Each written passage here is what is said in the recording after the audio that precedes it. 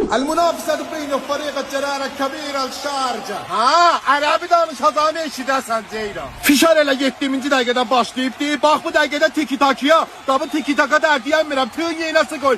Vur! Yeri indidən Bərkit. Gol!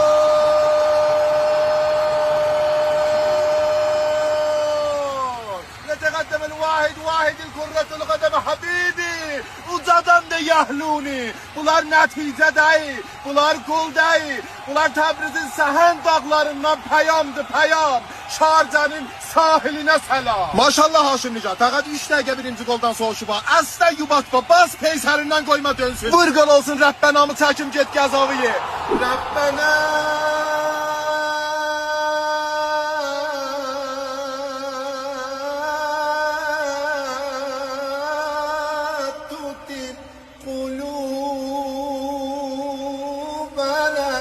VP'nin ağzı yandırın geri 3. gola. Bərəkanla burada bir dana 1-2. Özüdür. Güpə. Latem şiyabada fildə qağızı. Yəni heç vaxt dar küfədə gən yerimə. Gən yerimə. El-şeyul kebirul vahidu fil arab. Hu evvabuhum. Yəni tənhazat kərəblərdə yekadır. Meydanda dərvazalarıdır baby. Baba nə işiyorsun? Bəsdi uşaq oturup baxır topa evdə ha. Baba bəsdi da. Gönder. Vur! Budur traktor, budur eskotin, budur time rengi, budur boynundakı damarın qudrəti, budur traktor.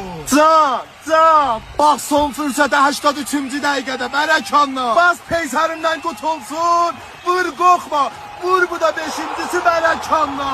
Ha vaxt dedilər hankiməsi, ucadan de nansiməsi. Ya təb və dəllə. يقول انا اتغيرت عليه انا ازعل اولع ما هو كل همه ازاي يرضيه